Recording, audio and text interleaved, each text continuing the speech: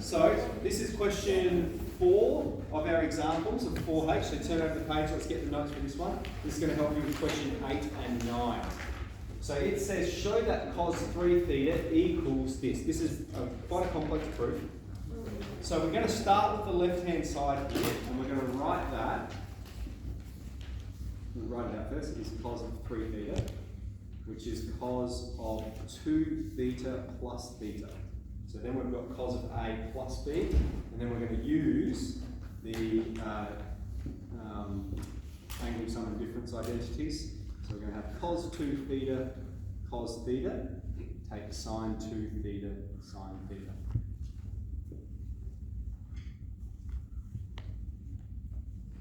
Okay, now sine 2 theta, that's only got one direction in which it can go. That's going to be minus 2 sine theta, cos theta, and then we have another sine theta. Okay, sine 2 theta is 2 sine theta, cos theta. And so we can just write that as sine squared here. And then here, what do we have to do here? We've got cos 2 theta, so there's 3 possible ways we can go. We're looking to get cos to the power of 3.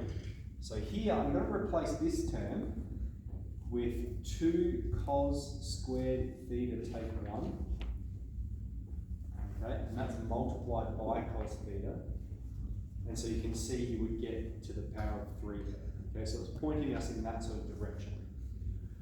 All right, what we're going to do next is pretty creative. We're looking along here. Cos theta is common to this term, and it's common to this term. So I'm going to pull that cos theta out the front. And so we've got cos theta times 2 cos squared theta take 1, take 2 sine squared theta. Okay, this is where we get very creative.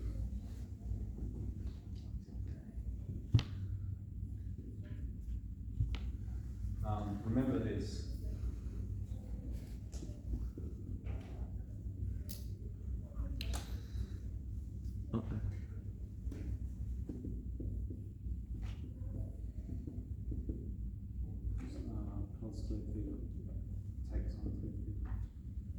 Okay, so with this 1 here, we could write, we can do this, minus 1 plus 1. Okay, so there, that's all the same, and then I've gone take 1 plus 1. So I haven't changed the value of this term in any way. I've taken 1, and then I've added 1, and then I've got 2 sine squared theta. Alright, so you think of when we're solving an equation, right, we can do anything we want as long as we do it to both sides, as long as we maintain the equality. Well, here we've got an expression, we can do anything we want as long as we perform its inverse operation. Okay, so we can minus 1 as long as we add 1. Okay, we can times by 3 as long as we're dividing by 3 at the same time. We're maintaining the equality.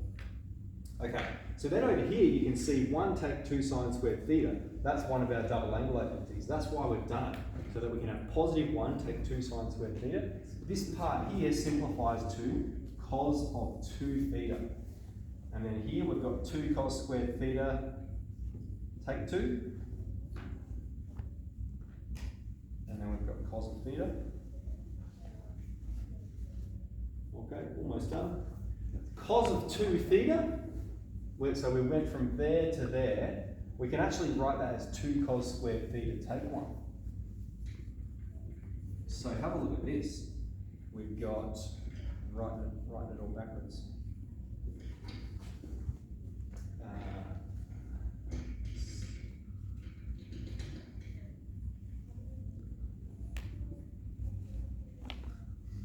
Okay, are there any questions at this stage?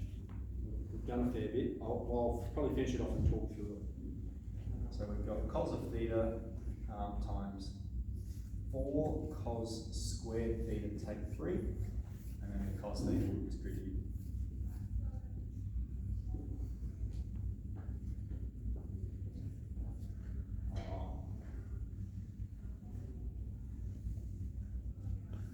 So very creative.